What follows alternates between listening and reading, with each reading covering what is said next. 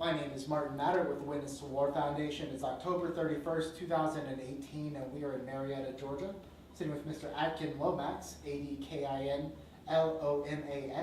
who serves in the Iraq War in 3 tours between 2004 and 2008 in the United States Marine Corps, and also served 9 years in the United States Army. One of the many units he served in was the 3rd Light Armored Recon. How are you doing today, Adkin? I'm doing well. What yourself? Glad to hear it. Thank you so much for joining me today. It's an honor. All right. My first question is, where are you from originally?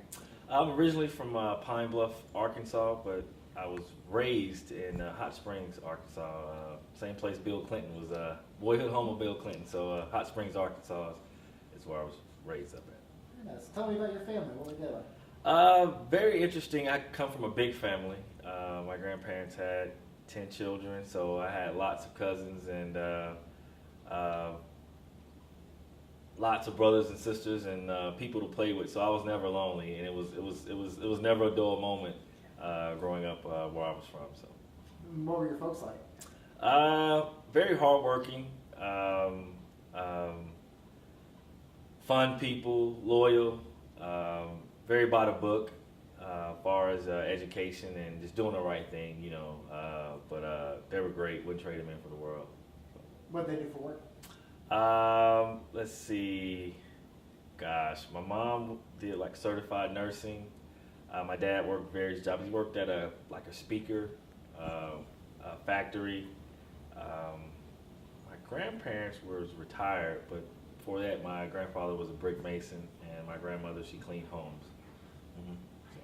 And any military history in your family at all? Yes, I had my grandfather. He was in the Korean War, and I have an uncle. He missed Vietnam, but came up in the Vietnam era. So I'm the third and only person that I know of in my family that's entered the military. Now, was the Korean War something he ever spoke about growing up, or? He didn't speak about it too much. I was very inquisitive, so at the time we didn't have Google or anything. We had Encyclopedia Britannica, so I would find ways after school to try to find out about it, and I would ask him questions, and he would look at me like, "Well, what do you know about that?" But just gotta give me that look like he was happy that I was interested, but never really talked about it. Don't know why, but I wish that he was still here. I could, now that I'm older, I could probably ask him right questions, or he could probably relate that now that I went to the military or retired from the military. So, yeah. Absolutely. Now, was joining the service something you ever thought about doing growing up, or did you have other ambitions? Yes, I did have other ambitions. I wanted to play pro baseball. I loved professional baseball. I was pretty decent. I was pretty good. And I had a backup plan, and I said if I don't, get drafted, where I was from at age 16, a lot of my friends around me were going to the MLB, and I said I'll enlist into the United States Air Force. However, I went to the Air Force recruiting office, never was there, and the Marine, I remember my recruiter name, Gunnery Sergeant Lawing, and he was like, "Hey, they're not here. You want to join us?" I was like, "Nah," So he said, "I tell you what, I know you like basketball. You're kind of an athlete. If I, play in a game of 21, you'll join." I'm like, "Yeah, this guy, I'm gonna smoke him." He's in his late 30s. I'm 17, and I kept my word, and I joined the Marine Corps. One of the best decisions I've made. Any other appeal to the Marine Corps over the Army or the Navy, or was it just right time, right place? Right time, right place. I didn't really know anything about the Marine Corps. Everyone that I knew that was going to the Marine Corps, they were different, much more different than I. Air Force was, it was more technical, and I was really fascinated with the technology and planes. And when I joined the Marine Corps, I didn't think about the Air Force no more. Now, what year was this? 1999. Very pivotal year. Yes, sir. Yes, sir. Joined the military. Yes, sir. Yes, sir. So when you joined the Marine Corps, what did they send you for training? I went to MCRD San Diego for 13 weeks. It was very shell-shocking and made me more homesick because right beside the depot, they had San Diego Airport. So every day I looked across the fence line like, man, I wish I was one of those going back home. That was just torture. But that was great. It was first time out. Well, actually, it was my second time out to California, but first time as a young adult. So I didn't really get to see much until I graduated. Upon completion of Marine Corps basic training, I went to MCT in Camp Pendleton, California. Camp Pendleton, I was a truck driver, 3531 motor vehicle operator. I went to Fort Leonard Wood, Missouri. Sorry, I sometimes have a hard time pronouncing Missouri. They call it Fort Lost in the Woods. And that was very interesting because that was an Army base. So that was my first time, I'm a young Marine interacting with different services. So we saw a lot of the camaraderie with Marines and the Army guys would, bump heads and, sometimes see who has the biggest chest. But that was fun. What the heck are you doing there? I was training for truck driving school. Okay. So that was more like my MOS, my advanced individual training. So upon completion of truck driving school, I was stationed in 29 Palms, California. Now when you hear the name 29 Palms, you think of a luxurious, vacation. And it was night when I got there. So I'm like, once again, we didn't really have Google, so I would just ask 29 Palms. People would say, it's close to Palm Springs. I'm like, oh man, lifestyles of the rich and famous. And it was nighttime, of course, when I got there, when I was on the bus, and couldn't really see anything, but just all these huge lights. And when I woke up that morning, opened up my barracks door, I cried. I was surrounded by mountains, desert, and they had this lake called Lake Bandini, and it was a open sewer. So I was like, what is that smell? And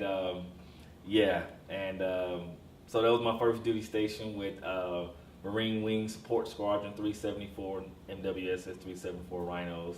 And then from there, I did really well. My platoon sergeants and a few of my NCOs thought that it would be a great idea for me to become an aerial refueler. Because with my peers didn't really take their job too serious, so I took it very serious. So they got me qualified on, driving, refuelers and, trucks that I never drove before. And so that was the motivation I needed, because I was like, wow, they believe in me. And so as a Marine, when someone is depending on you, when they believe in you, you don't want to let them down.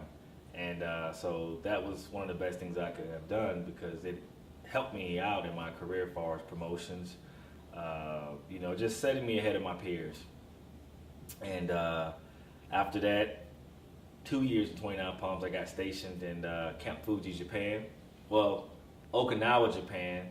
And while at Okinawa, I remember a gentleman tell me, one of my old master sergeants, soon you get there, volunteer for everything. Now, quite opposite, when I got there, I'm hearing young Marines don't volunteer for anything. So I said, well, so they asked for volunteers. I said, I can listen to Master Sergeant Hudson, or I can listen to these young Marines. Master Sergeant Hudson's a Master Sergeant for a reason, so I'm probably going to take his advice. He wouldn't tell me anything wrong. So I listened to what he told me. I volunteered, and I ended up volunteering for a pretty good duty to become a bus driver to Camp Fuji, Japan.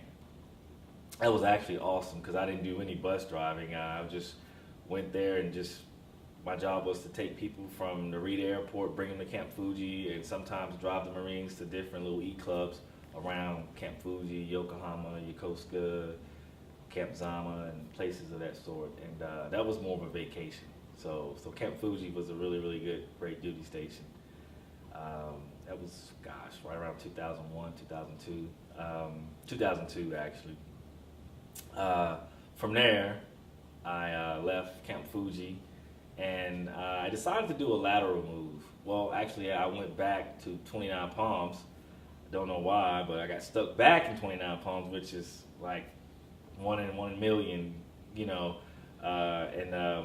at this time I was a young NCO, and I wanted some responsibility, but also realizing in order for me to really get ahead and make myself marketable, I wanted to do a lateral move into a different MOS.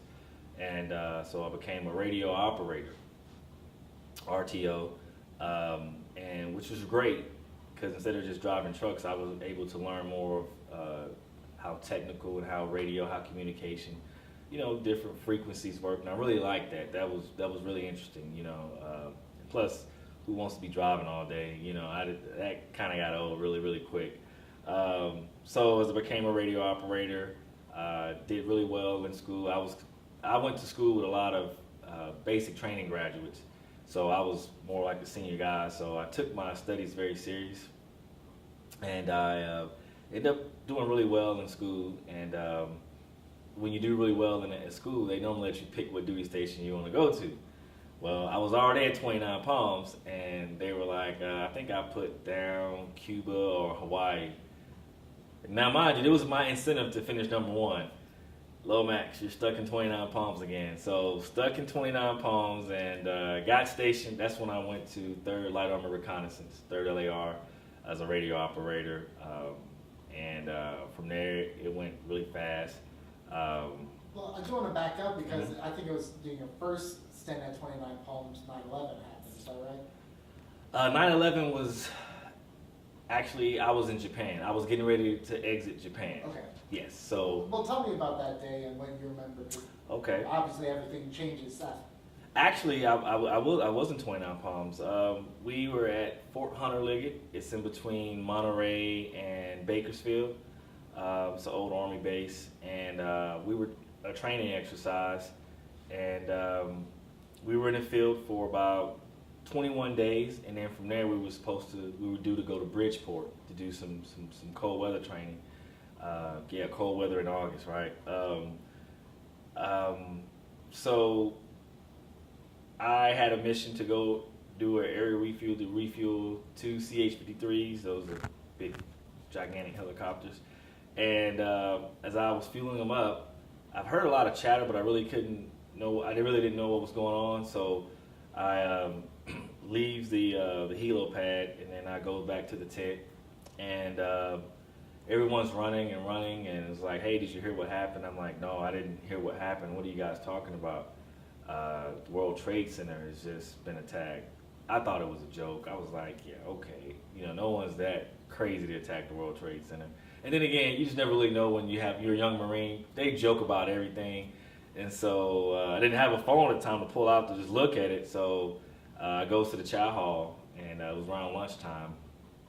And lo and behold, that moment I froze up. I didn't know. I remember what I was eating. I remember what I was doing, but I really can't really remember what I was really thinking, because I just really was in such disbelief.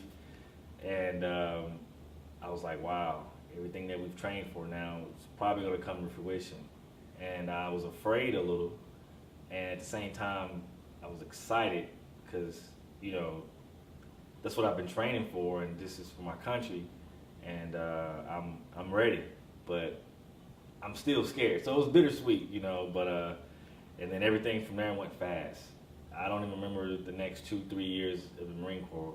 All I remember was just training, and I had very limited amount of time with my family, because I was always in the field, desert, Fort Irwin, somewhere training. You married at the time? I was married at the time. Yes, sir. Now, you already said you don't really remember too much, but could you describe the general atmosphere, attitude, morale of the Marine Corps for those few years before you joined the 3rd Law? Before I joined? Oh, yes, sir. Before I joined, I didn't really think that we would, be facing a situation like this, because at the time everything was peace. Only thing that was really going on that I remember in high school was East Timor and Kosovo, and that was more humanitarian. I guess more specifically in Marine Corps, just going from a Peace Corps to it's wartime, and you're in the middle. Well, what changed over those years before you joined the light armor? What do you remember about people's thought process? Okay, prior to 9/11? After 9/11, before you all ended up on Iraq. Oh, okay. Yeah. Okay. Well, the climate in the unit that I was with was, it was, a lot of people was excited, but didn't really know what to expect. So, in the Marine Corps, it was like what? The unit that I was in, the climate was high and low. A lot of Marines were excited. Some Marines were like, "Oh gosh, this is the end of it. I'm getting ready to get out. I have a wife and kids." And rumors were circulating